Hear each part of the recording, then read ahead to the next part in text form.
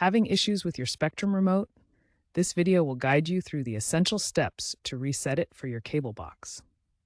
We'll start with unpairing, which disconnects the remote from the cable box. To unpair, press and hold the TV and cable buttons simultaneously for 3 to 5 seconds until the LED blinks twice.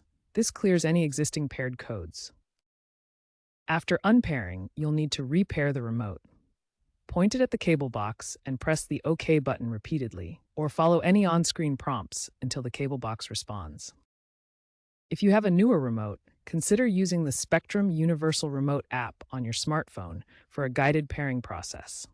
App-based pairing is becoming increasingly common and often provides a more reliable connection. If unpairing and repairing don't solve the problem, a factory reset might be necessary.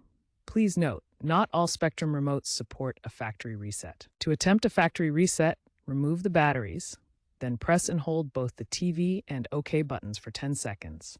Reinsert the batteries. This will erase all customizations and return the remote to its original out-of-box state. If you're still having issues, remember that most Spectrum remotes use either infrared, IR, or radio frequency, RF, to communicate with the cable box. Ensure there are no obstructions blocking the IR signal and that the batteries are fresh. For RF remotes, Wi-Fi interference can sometimes be a problem. Try moving your Wi-Fi router further away from the cable box. Finally, Spectrum offers free remote replacements via mail or through their app if your remote is faulty.